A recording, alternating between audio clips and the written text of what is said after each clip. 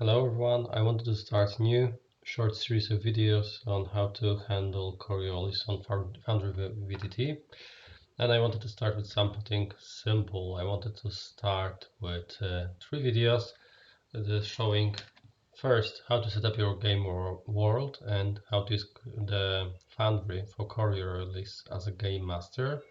Then I would like to do a second video which will show how to use it as a player. And third one, I would like to discuss what mods are, I think, the best for Coriolis and which of them I used most often. So let's start with the basics. And the basics is creating new world. To have everything up and running, you need to own your own instance of Foundry. And on your own instance, you need to install Coriolis game system by clicking install system, typing Coriolis. So once Coriolis is installed, let's create a new game world, but we're going back to game worlds and clicking create world. I will name it Coriolis test and select from drop down Coriolis game system, and that's all. My test world is created. For start, it has no users other than game master, and game master has no password. It is not password secure. So I have my Coriolis instance up and running, but it's painfully empty. So what should we do now to make it work? We will start with player management. We'll create users who will be our players, so that we'll be able to assign the characters and assets to them. Then we'll create a game scene, and last but not least, we'll create some items to drag and drop onto player characters. Let's start with the simplest thing, the user management. In game settings, you have user management option where you can add new users. You can name them however you want, and you can assign passwords if you want the environment to be secure. You can also assign roles like assistant game master, trusted player, or none. The difference is that each and every role gains a little bit more privileges. By default, you can assign a player, assistant GM if you have second person who can run the game, help you with some simple task during the game, or you can assign second game master if you have a group where you're game mastering one after another. Once you have your users created, the game will return to login screen to ask me which user I want to be. So I can select now from drop downs all the users. I want to be game master. So we've created user accounts, but there's still nothing in game. The game board is empty, and if I log in as user, nothing will happen. So the next thing that we would like to do, we would like to create actors. Actors are player or non-player characters that your users can, you and your users can move in the game world, and that you can role play. So to create users, just click create actor. There are two options for character actors, character and non-player character. The difference is that the NPC option allows you to overcome the default limit of maximum attribute score. You can create a monster who has strength of 12, and ship is used to create ships where you assign player characters and that you use for traveling the third horizon. I will start with the default character. I will name my character Bob. And what happens when I create Bob? I get empty character that I have to fill in. I have to assign stats to this character. It immediately tells me how many mind and hit points this character has. I can assign reputation and assign some beer and icon to this character. I can also put values on the skills, and that basically creates a main sheet of my character. To perform roles on PC or NPC, you need to click on the dice icon under each of the attributes or next to each of the skills, and that will generate a pop-up asking you what modifier you want to apply to your dice roll. And the pop-up is visible on the chat menu, so you can see in the chat what is your roll, and if it's success or failure. You can re-roll if it's player, if it's character, then re-rolling automatically adds 1 darkness points to the darkness points pool. If it's NPC rolling, it removes that darkness point. Okay, so you have also talents, items, and additional things you can add. With the empty game world, you need to type in everything on your own. So I can add cybernetic eye implant.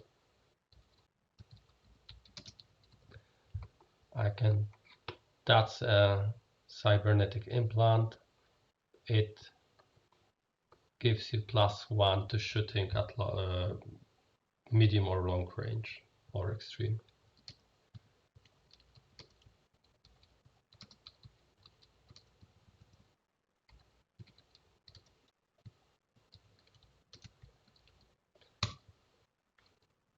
When I close it, the talents gets added in the correct place. If I click on it, I see the description as a pop-up. And items are added the same way. I just click add, edit. This is Vulcan pistol. Sorry, if I want to add a weapon, I need to do it in weapon menu. So it's Vulcan pistol. And if I remember correctly, it had -1. I don't remember stats at this moment. I just want to show how you create thing.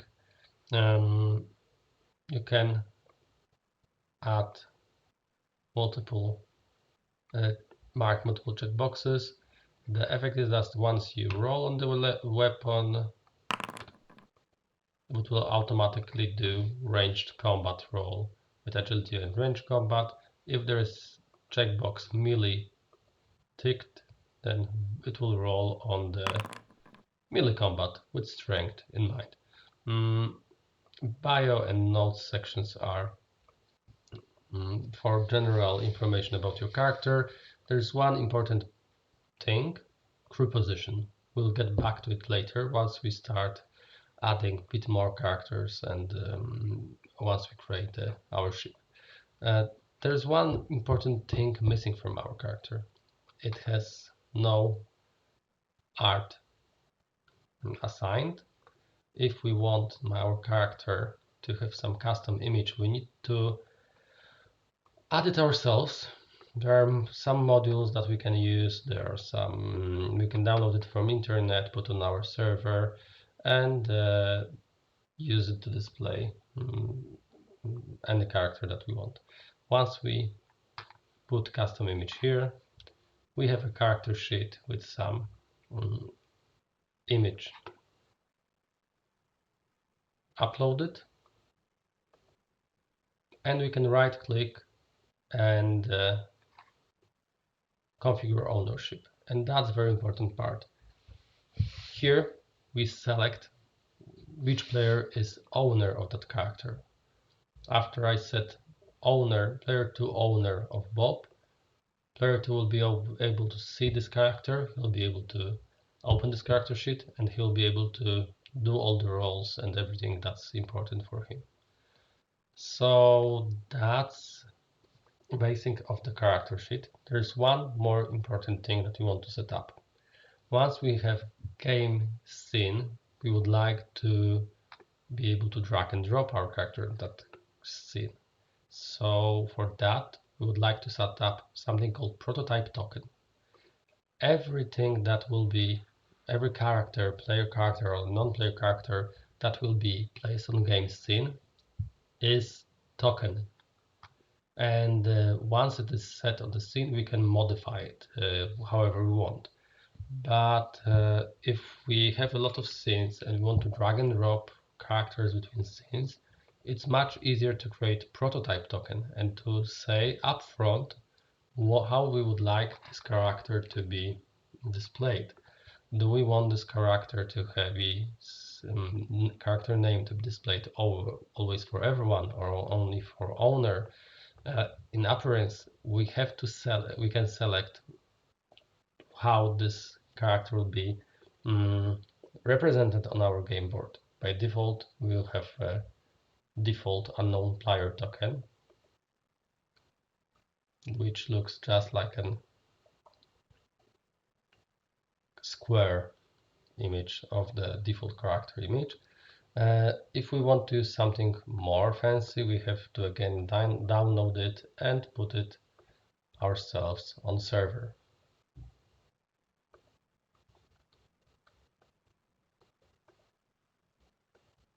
So only when to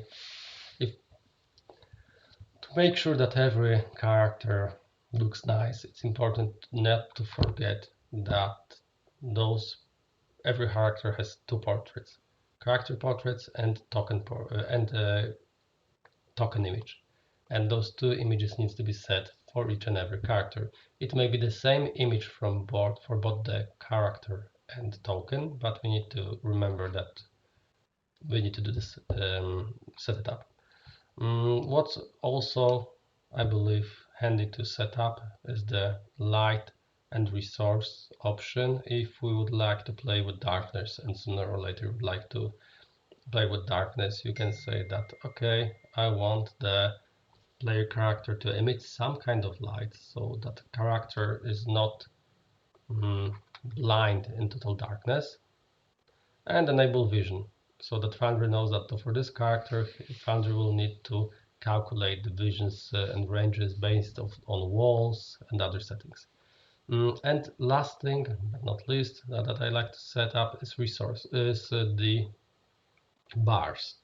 I love to have, as a game master, quick overview on what hit points and mind points values are left on each character, so assigned on as resources, and I set it hover by owner, all depending on the scene. If there's going to be a lot of fighting, then always for owner. Now I have updated the character and I have updated the prototype token sheet. So we'll use that in a moment after I create a game scene. So to be able to drop anything here, I need to have a game scene. And the game scene is just canvas on which you will do the whole Foundry magic. By default, you have empty sheet of paper that you need to populate, and you can do it in two ways. You can select the background image. Again, you have to get it from somewhere.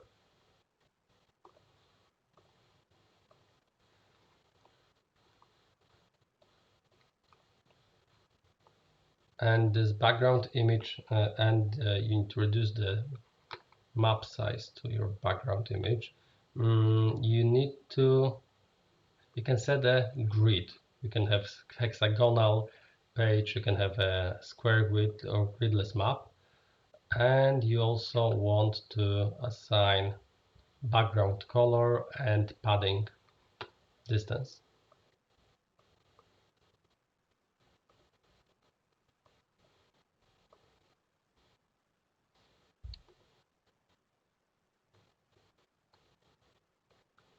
Okay, so I have my game.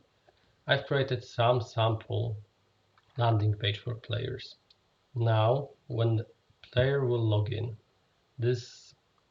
he will see this scene, but still he will not have any you will not see anything else. This is a very simple scene without any walls or more complex features. It just works as a landing page for every player to be able to log into the game and see something nice. I will create second scene that will act as a map. I can select if it will show in the navigation, and can select if it's available for control for game masters or all players.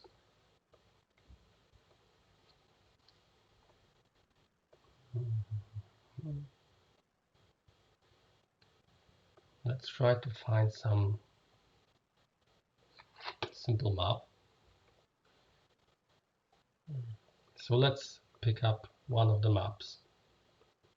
For basic stuff, for starters, let's pick up a map that will contain already shaders. So we'll deal with lighting of our maps later. Again, I will choose black background and I will save changes. When I create new map, it's available in Maps menu or on top. So to select that map, I need to right click and activate it. By right clicking and activating it, I'm making this map visible, and I'm also forcing all the player characters to move to this map. Which means that now, as a game master, I can always view whichever map I wish, but I can tell my players that this is active map where the game will take place, where we currently sit. Now that I have map, I would like to add my player character here, and it's very simple. I just drag and drop, and my player is dropped here. I mark that the player has vision and that he has some visibility in dim light, so he can see just 10 meters away from him or her. And now a little bit about maps. Here are two very important menus when you're creating map. Wall controls and lighting controls. We'll not go deep into that. I will just want to show you that if you want your map to be restricting some things to players, you can play around and drag and drop walls and doors. And when you'll get back to player menu and click on player, you see that this character, it has this part of map revealed because it was previously there, but as I move this character closer, the walls are blocking the vision, while this part of the map where I didn't put any wall is still visible to the player. Second important thing is lighting. If you want your map to be more nicer for players, you can create light sources, and light sources will illuminate the map. Even if player does not have direct vision, there's a light source, he sees what's happening around that light source. If there is no intervening wall, light source will illuminate part of the map for the player. And that's the basic of creating a battle maps in Foundry. If I drop a token behind the wall, my player won't see it. But if I will walk here and I will have a vision, I will see that token. The player will see that token. So Foundry does a lot for you automatically. It requires a little bit work in the beginning, but you'll quickly find it easy for you to draw maps and modify existing scenes. We'll get back to the scenes for one more moment. One thing that we would probably also like to show in scenes are handouts. And handouts can be managed in two ways. You can create handouts by creating something in journal, and you can create a page with the image.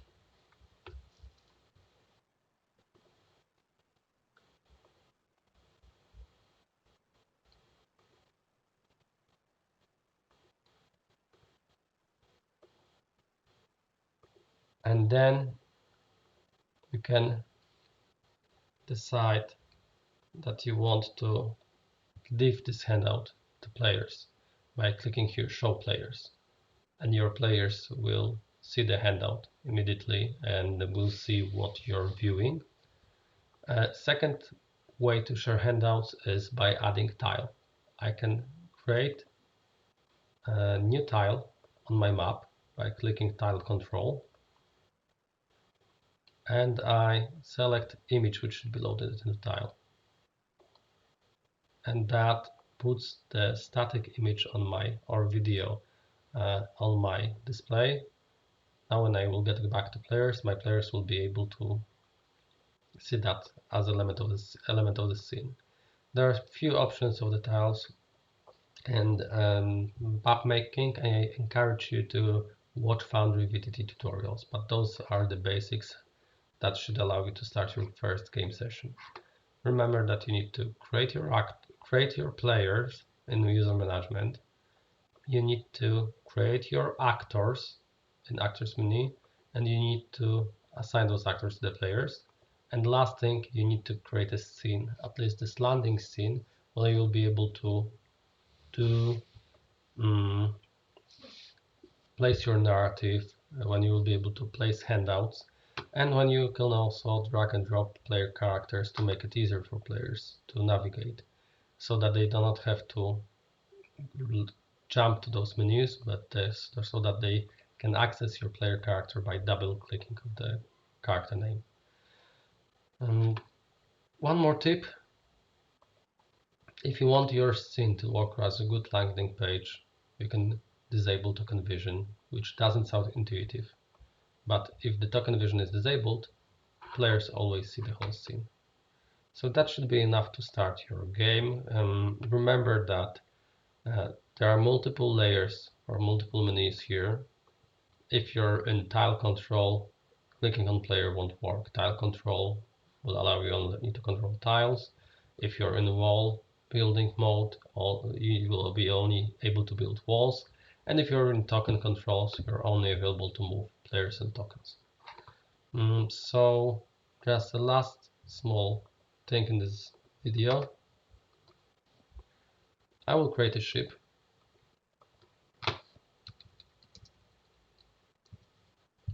Ships are handled a little bit different. Ships have, you need to migrate your ship once you design it, and they have multiple tabs: true, modules, features, critical damage, problems, etc.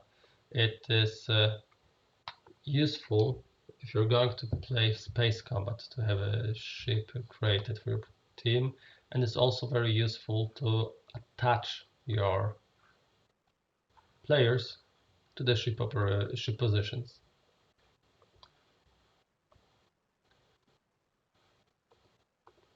So that once you're in the combat, by opening your ship token, you automatically see the players assigned to the correct positions, and the Coriolis will automatically, by clicking on that, it will allow you to roll the corresponding skill for that crew roll. That's it for beginners. That should be enough. I will